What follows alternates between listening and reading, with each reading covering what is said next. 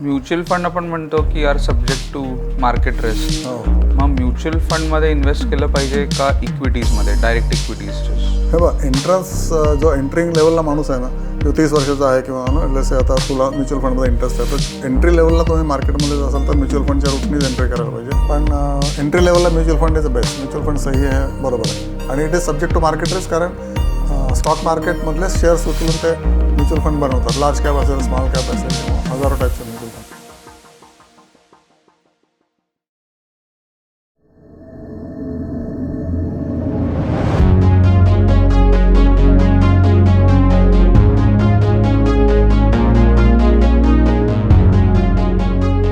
नमस्कार मित्रांनो, माझं नाव प्रमोद रानडे आणि या चॅनलमध्ये तुम्ही खूप एज्युकेट होत आहे, मला माहिती आहे. आणि आजचा आपला टॉपिक आहे म्युच्युअल फंड. म्युच्युअल फंड म्हणजे काय, बऱ्याच लोकांना माहिती आहे किंवा नाही. तर आपल्याकडे आज जे गेस्ट आले आहेत त्यांचं नाव आहे रोहन चिटणीस. रोहन, नमस्कार. आणि रोहनला माहिती पाहिजे की म्युच्युअल फंड म्हणजे एक्झॅक्टली काय असतं, त्याच्यामध्ये TER रेशो म्हणजे काय, त्यामुळे त्याचं AUM म्हणजे काय, आणि किती इंडियामध्ये म्युच्युअल फंड हाऊसेस आहेत, किंवा ओव्हरऑल ह्याचं इकोसिस्टम काय म्युच्युअल फंडाची, आणि फक्त म्युच्युअल फंडच का वगैरे असे त्याचे प्रश्न आहेत. He is around 38 years of age, आणि त्याला म्युच्युअल फंडमध्ये इंटरेस्ट आहे. आत्ताच त्यांनी आता इच्छा व्यक्त केली की मला माझं लाईफ मोठं करायचं आहे आणि म्युच्युअल फंडाच्या थ्रू मोठं करायचं आहे. तर त्याच्यासाठी त्यांच्या काय प्रश्न आहेत ते आपण विचारू. नमस्कार रोहन, विचार काय प्रश्न. नमस्कार. म्युच्युअल फंड म्हणजे सगळ्यात पहिला प्रश्न म्हणजे त्याला म्युच्युअल का म्हणतात, and what does it imply की म्युच्युअल फंड? हां, आपण म्हणतो की नाही, बरेच कॉन्ट्रॅक्टमध्ये लिहिलेलं असतं की दिस इज म्युच्युअल ॲग्रीमेंट. म्युच्युअल ॲग्रीमेंटमध्ये तू आणि मी, 2 पार्टीज किंवा 3 पार्टीज, सगळ्यांना बेनिफिशियल असं ते ॲग्रीमेंट असतं, म्हणून ते म्युच्युअल असतं. म्हणून म्युच्युअल फंडामध्ये सुद्धा जे फंड मॅनेजर असतात किंवा जे फंड हाऊस असतं, जसं HDFC आहे, ICICI किंवा स्टेट बँक आहे, त्यांनाही ते फायदेशीर असलं पाहिजे. आणि तुम्ही जे लोक इन्व्हेस्ट करताय म्हणजे जनता, ओके, किंवा इन्स्टिट्यूशन, त्यांना पण ते फायदेशीर असलं पाहिजे. म्हणून त्या म्युच्युअल फंड की we mutually run this show which is beneficial to both of us, की आम्हाला काही पैसे 4 पैसे मिळतील आणि तुम्हालाही तुमचं रिटर्न योग्य ते मिळेलच, असं. म्हणून that is called as mutual fund. Mutual fund आपण म्हणतो की are subject to market risk. हो. मग म्युच्युअल फंडमध्ये इन्व्हेस्ट केलं पाहिजे का इक्विटीजमध्ये, डायरेक्ट इक्विटीज? कारण तुमचा पैशाचा एक्सपोजर इक्विटीजमध्ये प्रॉबेबली व्हॉलेटाईल असतो आणि म्युच्युअल फंडमध्ये इतका व्हॉलेटाईल नसतं. पण तो फिअर ऑफ मिसिंग आउट जे म्हणतात ते इक्विटीजमध्ये जास्ती येतं, म्युच्युअल फंडमध्ये येत नाही. But over the larger run of time काय बेनिफिशियल आहे, तुम्हाला काय वाटतं? विच इज, हे बघ, एंट्रन्स जो एंट्रिंग लेवलला माणूस आहे ना, जो 30 वर्षाचा आहे किंवा जसे आता तुला म्युच्युअल फंडमध्ये इंटरेस्ट आहे, तर एंट्री लेवलला तुम्ही मार्केटमध्ये जर असाल तर म्युच्युअल फंडच्या रूटनीच एंट्री करायला पाहिजे.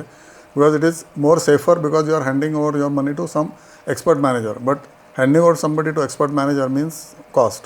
ओके, त्याचा TER रेशो टिपिकली 2.5 to 1.5% तुमचं दरवर्षी जातो. मग you are paying cost of 2.5% per year to that mutual fund house, आणि कॉन्सिक्वेंटली त्याचा चीफ इन्व्हेस्टमेंट ऑफिसर आणि ऑल दॅट ऑर्गनायझेशन. तर पहिल्यांदा तुम्ही कॉस्ट द्यायला तयार असलं पाहिजे, मे बी पहिले 3-4 वर्ष. त्यातनं तुम्ही शिका की म्युच्युअल फंड कसं ऑपरेट करतो आहे, how it is link to the market. तर म्युच्युअल फंड म्हणजे काय, let's say you take one mutual fund की निफ्टी 50 ETF आहे, किंवा Nifty 50 large cap mutual fund आहे.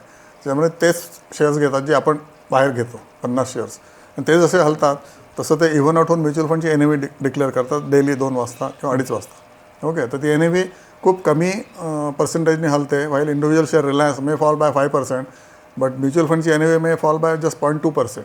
कारण त्याच्यामध्ये 50 स्टॉक्स आहेत. एक्झाम्पल, जसं IT म्युच्युअल फंड असेल किंवा फार्मा म्युच्युअल फंड असेल, त्याच्यामध्ये मिनिमम 20-25 स्टॉक्स असतातच. आणि त्याच्यामुळे त्याची जी व्हॉलेटिलिटी असते ती असते, पण कमी दिसते आपल्याला. जो दिखताय व वैसा, जेव्हा मार्केट सगळं पडेल तेव्हा म्युच्युअल फंड पण पडतात. मी बघितलेलं आहे की समजा मार्केट 50% पडलं, म्युच्युअल फंडसुद्धा 40% पडतात. मे बी 10% लेस नाव, पण त्यांना वर यायला तेवढाच वेळ लागतो. आणि त्याची NAV डेली ते ट्रॅक करायला लागते ॲज पर सेबी नॉर्म्स वगैरे वगैरे. पण एंट्री लेवलला mutual fund is the best. Mutual fund सही आहे, बरोबर आहे, आणि it is subject to market risk. कारण स्टॉक मार्केटमधलेच शेअर्स उचलून ते म्युच्युअल फंड बनवतात. लार्ज कॅप असेल, स्मॉल कॅप असेल, किंवा हजारो टाईपचे म्युच्युअल फंड्स आहेत. मला अजून त्याच्यात विचारायचं आहे की मागच्या वर्षी आपण बघितलं की मागचा 1 वर्ष इंडियन मार्केटसाठी खूपच टफ होता. So how have mutual funds फेअर्ड as compared to, आपण जसं निफ्टी 50 म्हणतो आहे, हो, बरोबर. किंवा आपण सेन्सेक्सचं घेतलं, किंवा IT स्पेसिफिक घेतले, तर मग एकतर सेक्टोरल म्युच्युअल फंड घ्यायचे, किंवा सेक्टर स्पेसिफिक हवे, किंवा कुठलं ETF घ्यायचं किंवा म्युच्युअल फंड घ्यायचं? कारण की मार्केटमध्ये इतकी इन्फॉर्मेशन अवेलेबल आहे, पण कुठली आपल्याला सूट करते आणि पिक करते हे कुठेच लिहिलेलं नाही आहे. हो बरोबर. व्हिडिओज तुम्ही बघा तर तुम्हाला सारखे पॉपअप येतात की हा स्टॉक इतका मूव्ह झाला, हा स्टॉक पण अशी म्युच्युअल फंडवर कधी येत नाही. हो तर बरोबर. मग अशा वेळेला फोकस आपला कुठे असला पाहिजे आणि कोणत्या फंड्सकडे असला पाहिजे हा प्रश्न आहे. ओके.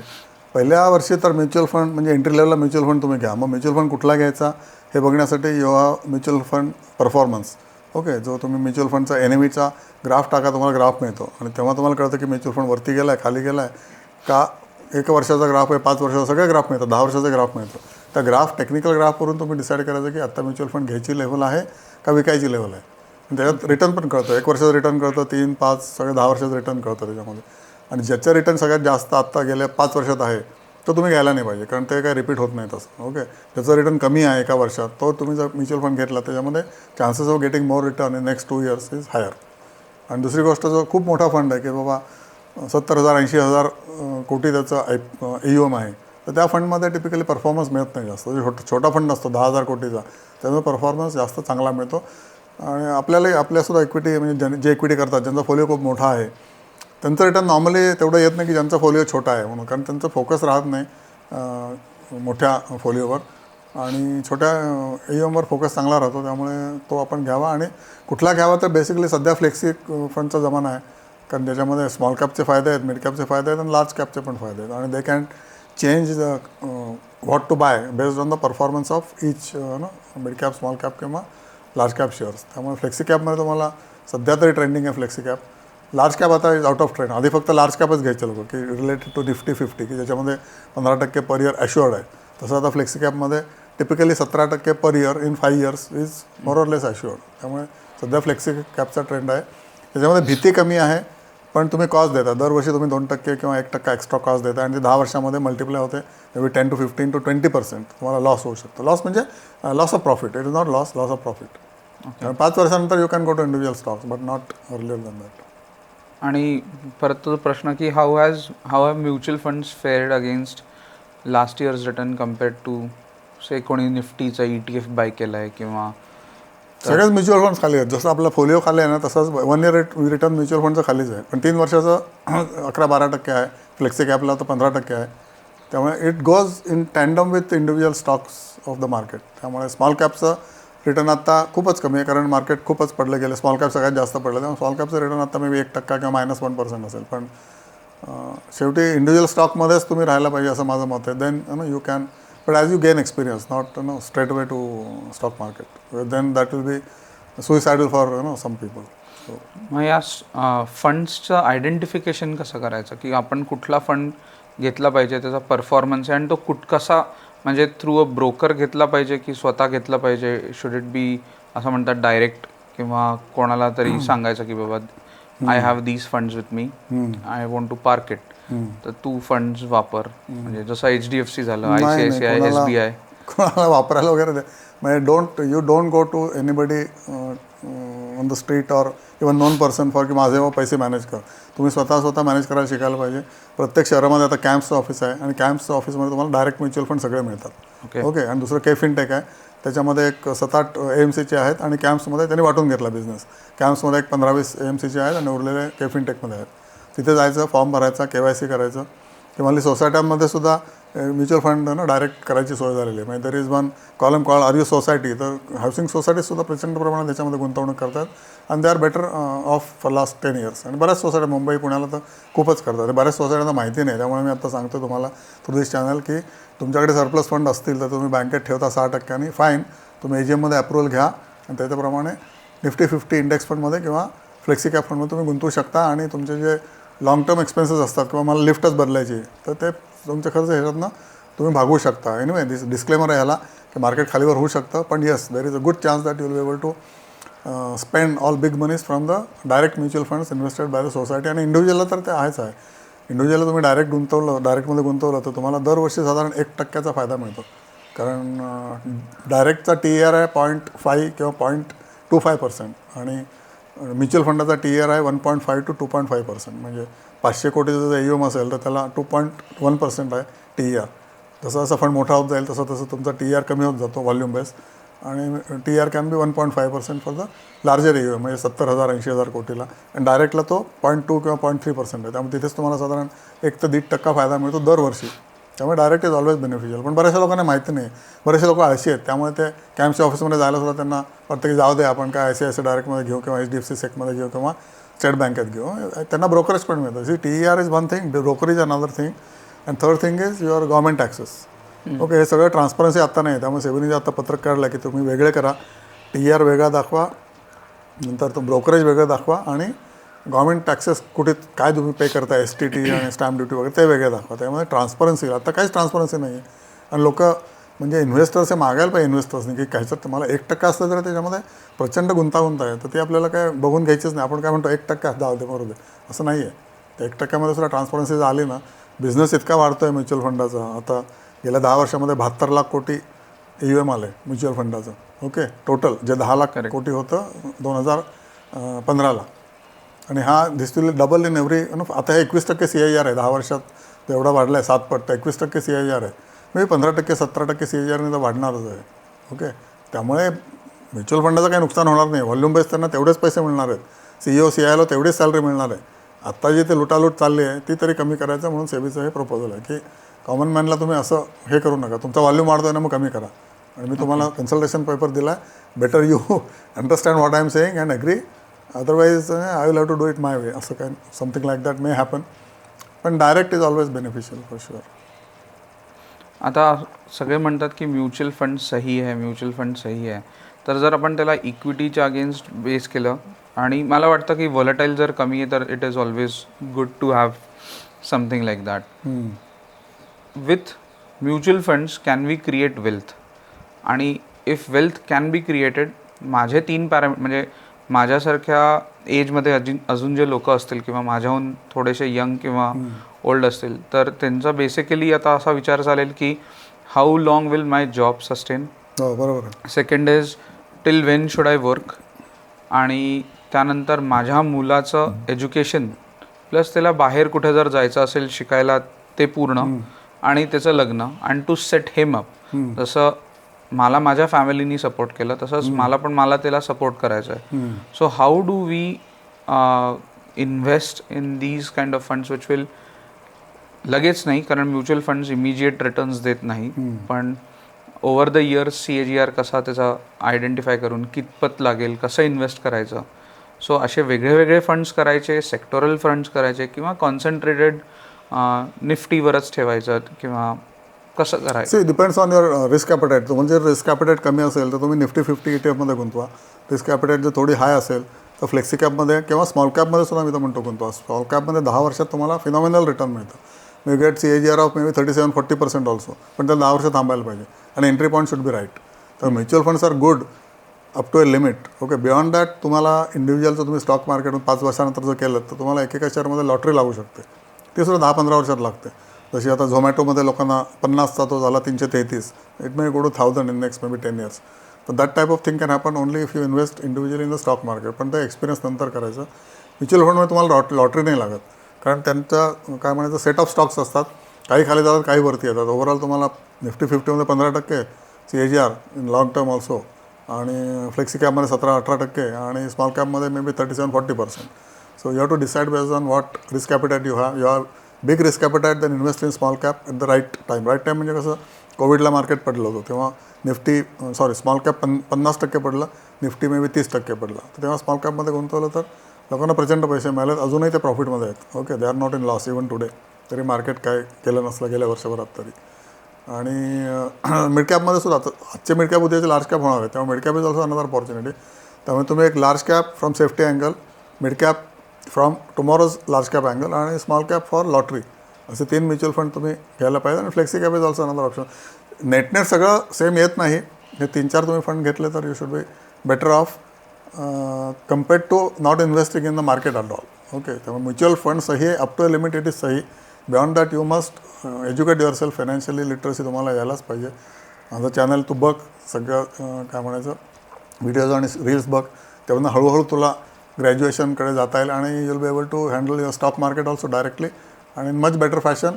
आणि रिस्क काय मार्केटमध्ये जे रिस्क आहे म्हणतात लोक, अरे आज आपण बाहेर गेलो रस्त्यावर तरी रिस्क आहे ना, आणि not taking a risk itself is a risk for ना एव्हरीबडी टुडेज सिच्युएशन. जर इन्फ्लेशन जे ब्रेकनेक स्पीडने वाढते 10% per annum for us, okay may be गरिबांना 5% पर ॲनम असेल, पण 10% per annum you cannot take lightly. आणि त्याच्यासाठी तुम्हाला स्टॉक मार्केटमध्ये रिस्क घ्यायलाच पाहिजे. Not taking risk itself is a risk नाव. त्यामुळे वेल जनरेट करायला individual stock market, just to fight inflation, mutual funds. Okay. आणि वॉन्ड्सला तुम्हाला इंडिव्हिज्युअल शेअर मार्केटच करायला पाहिजे, म्हणजे 1-on-1 स्टॉक्स. पण त्याला वेळ लागतो, म्हणजे you have to learn hard way. Technical पण समजायला पाहिजे, फंडामेंटल तर आपल्याला सगळ्यांना येतच. कंपनी रिपोर्ट वाचून फंडामेंटल कळतं सगळं. आणि हिस्ट्री असते बऱ्याचशी, ॲन्युअल रिपोर्टमध्ये 10-10 वर्षाची हिस्ट्री असते. एक ब्रँड नेम असतं, टाटा आहे किंवा लेट्स इन्फोसिस आहे, TCS आहे किंवा मुरगप्पा ग्रुप आहे किंवा महिंद्रा अँड महिंद्रा आहे. पण टेक्निकल इज एंट्रीसाठी टेक्निकल इज द बेस्ट, आणि एक्झिटसाठी सुद्धा. ओके. सो कधी असं म्हणजे over a period of time जर आपले रिटर्न स्टॅग्नंट झाले तर त्यावेळेला फंड्समधनं पैसे विड्रॉ करायचे, कारण की जसं तुम्ही SIP करता त्याचा विड्रॉल प्लॅन पण असला पाहिजे, राईट? हो, बरोबर. सो मग तो कधी आयडेंटिफाय करायचा की आता दिस हॅज रीच्ड इट्स पीक, कारण ती सायकल असणार, जसं इक्विटीला सायकल आहे, हिला पण सायकल असणार. पीक नंतर तो एक ट्रफ येतो, स्पाइक येतो. So when is the right time to exit that? Right time to exit is second peak. Second peak नंतर मार्केट पडतं, आणि सेकंड बॉटम नंतरच मार्केट वाढतं. हे जनरल रूल आहे, थंब रूल आहे. बियॉन्ड दॅट तुम्ही जर टेक्निकल शिकलात तर तुम्हाला अजून डिटेलमध्ये कळेल, इलियट वेव थेअरी आणि अजून बऱ्याच थेअरीज आहेत. पण withdrawal plan is from your P&L account. मग तुमचे 2 3-in-1 अकाउंट पाहिजेत. ओके, 1 फॉर P&L लाईक कंपनीचा P&L दरवर्षी डिक्लेअर करतात आणि त्यातनं प्रॉफिटमधून तर डिव्हिडंड देतात. तसं तुमच्या प्रॉफिटमधून तुम्ही डिव्हिडंड द्यायला पाहिजे आपल्या फॅमिलीला किंवा स्वतःला. आणि दुसरा आहे तो तुमचे ॲसेट ग्रो करण्यासाठी लॉंग टर्म. लॉंग टर्ममध्ये तुम्ही TCS कधीच विकायचा नाही. May be it will go to 8,000 after another 5 years और मे बी 6 years. ओके, पण TCS आत्ता जर 85ला गेला किंवा 4,000ला गेला तर तुमच्या शॉर्ट टर्म म्हणजे P&Lचा जो 3-in-1 आहे त्याच्यातनं तुम्ही विकलाच पाहिजे P&L. मग यू कॅन डिसाईड युअर की मला 20% माझा गेला 6 महिन्यात किंवा 1 वर्षात, तर मी विकणार, किंवा मला आता एवढा टोटल प्रॉफिट दिसतो आहे या माझ्या 3-in-1 अकाउंटमध्ये, आणि ते मी सगळे विकून टाकणार, कारण आता मार्केट पिकला आहे. Overall umbrella is at the peak, आणि मी 6 महिने बाहेर बसणार, नंतर मग परत घालणार. तोपर्यंत मी हा अकाउंट उघडणारच नाही. I will wait till Nifty falls under 7%. मग तो वरती जाईल. आपण विकले की शेअर वरती जातोच नाही, किंवा मार्केटवरती जातं. So don't look at that. ते तुझ्या लॉंग टर्म अकाउंटमध्ये ते वाढणारच आहे. ओके, मी तुझ्या ॲसेट अकाउंटमध्ये वाढणारच आहे. त्यामुळे 2 3-in-1 अकाउंट उघड तुझ्या नावाने, नॉमिनेशन टाक, आणि that is how you run your exit strategy. Every year you have to exit in your P&L account. आणि other account you don't exit, you exit when you are at 60. May be you don't exit that time, कारण तेव्हा तुला कळेल की नाही हे राहू दे, हा शेअर खूपच वाढला, 100 पट झाला आहे, अजून जाईल. तर बरेच लोक एकाच अकाउंटला ट्रीट करतात, मी लॉंग टर्म आणि शॉर्ट टर्ममध्ये, तर ते होत नाही. Human mind doesn't work like that. Human mind works की हां, हे माझा P&L आहे, वर्षाला मला ह्याच्यात 20% प्रॉफिट आला किंवा 40% प्रॉफिट आला ना, मी विकणार आणि मग बाहेर बसणार. बाहेर बसणं बऱ्याचशा लोकांना जमत नाही. You are getting addicted to each day market. That is wrong. Each day मार्केटमध्ये ॲडिक्टेड व्हायला नाही पाहिजे. Each month you can have once you can open and see, आणि तुमचा अभ्यास रोज चालू पाहिजे. But action should be only limited to once in a month kind of thing, किंवा एक्सपायरी किंवा whatever else you know. या आणि हां, फिक्स डिपॉझिटला ह्याचं मार्केट वाढतं, ह्याचं कारण असं आहे की फिक्स डिपॉझिट्सचे ज्या रेटने वाढते ना, कम्पेअर टू मार्केटमध्ये 16 लाख कोटी आले, फिक्स डिपॉझिटमध्ये 22 लाख कोटी वाढलेत बँकांमध्ये सगळ्या Indian. I am not talking about Saraswat and Cosmos. उरलेल्या सगळ्या PSU आणि प्रायव्हेट सेक्टर बँकेमध्ये एका वर्षात 2025ला 22 लाख कोटी FD वाढल्यात. जसं जसं मार्केट वाढेल तसं ते 22 लाख आणि 18 लाख उलटे होतील. 18 लाख FD होतील आणि 22 लाख म्युच्युअल फंडात येणार. डिमांड वाढणार. डिमांड वाढली की मार्केट सुटणार. तर आत्ता मी हे तुला काय सांगतो, फिक्स इन्कममध्ये अजूनही लोक ग्लूड टू फिक्स इन्कम आहेत. 22 लाख कोटी एवढ्या वाढल्या. 120 लाख कोटी आपलं ॲन्युअल सेव्हिंग आहे भारताचं, कॉमन मॅनचं. त्याच्यातल्या 22 लाख FDच जातात. 18 लाख किंवा 16 लाख म्युच्युअल फंडमध्ये आलेत. उरलेले काही रिअल एस्टेटमध्ये मेजर, आणि मग गोल्ड सिल्वर किंवा इतर ठिकाणी अजून काय सेव्हिंग असतं, पोस्टात असेल मे बी 10 लाख कोटी वगैरे असेल. पॉईंट इज म्युच्युअल फंडला चांगले दिवस आहेत, आणि त्याच्यामुळे मार्केटलाही चांगले दिवस. शेवटी म्युच्युअल फंड काय आहे, इज अ बिग डॅडी. तो सगळे चांगले शेअर उचलणार, त्यामुळे आपल्याला जो स्टॉक मार्केट करतो आहे त्यालाही चांगले भाव मिळणार. त्यामुळे मार्केटला मी नेहमी सांगत असतो मरण नाही, because of Indian population, Indian aspirational youth, 28 years old average person, who wants to buy 2 mobile, one this, one that, and he'll keep on buying every 3-4 years. He'll keep on buying gadgets every 3-4 years. Replacement market एवढं येतं आहे की साधी simple कंपनीला एक भारत बिजली ते transformer आणि distribution substation बदलण्यातच busy आहे. ओके, नंतर कुठली बरोड्याची कंपनी आहे होल टाईम ट्रान्सफॉर्मर्स, इतक्या ऑर्डर्स आहेत त्याला की वाटेल त्या रेटने तो 20-20% मार्जिनने बिझनेस करतो आणि तो म्हणतो मला आता ऑर्डर नको. त्यामुळे नवीन ट्रान्सफॉर्मर कंपन्या उघडतात भारतामध्ये, कारण सगळे रिप्लेसमेंट मार्केट आहे. इलेक्ट्रिकल MSEB किंवा ऑलवेज APSCB सगळ्यांचे ॲसेट्स प्रचंड जुने झालेले आहेत, तर ते रिप्लेसमेंट लेवलला आलेले आहेत. म्हणजे ते म्हणतो डिकन्स्ट्रक्ट अँड रिकन्स्ट्रक्ट. आणि ते चांगले का होणार आहेत पुढे? Adani is taking over all this distribution boards.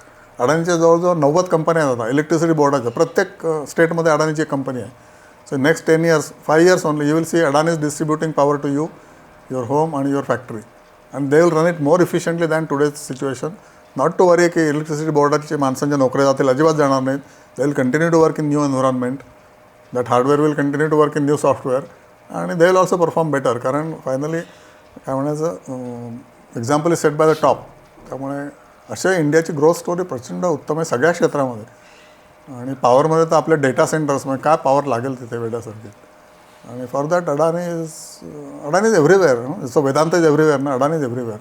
तसे अजून इंडस्ट्रियल हाऊसेस. तसंच मला हेच विचारायचं, जसं आता तुम्ही या सेक्टरबद्दल बोलला पॉवरच्या, तर तुमच्या चॅनलच्या माध्यमाने मला हे पण शिकायला म्हणजे आवडेल की आता suppose IT had a big fall किंवा बँक्स, आता बँक निफ्टी तुमचा ऑल टाईम हाय, म्हणजे बँक्सचे जे फंड्स असतील स्पेसिफिक त्यांनी चांगलं परफॉर्म केलं असेल, तसं सेक्टोरल रोटेशन त्या फंड्समध्ये टाकायला पाहिजे की कारण बरेचदा असं वाटेल की अरे यार मी निफ्टी 50 किंवा मिड कॅप सिलेक्ट 50 वगैरेच्या स्टॉक्समध्ये फंड्समध्ये कॉन्सन्ट्रेट केलं तर असं न होय की बाकीचे जे फंड्स आहेत they are performing better than the wear I have invested.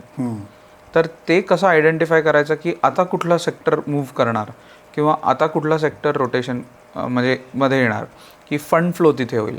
आणि आपण जेव्हा म्हणतो की DIIs आर बाईंग, तर DIIs तर माझ्या माहितीप्रमाणे हेच म्युच्युअल फंड्स असतील आहे. बरोबर. सो ते कसे आयडेंटिफाय करतात की आता FIIs कुठे सेलिंग करणार आहे, कारण की for every buyer there is a seller.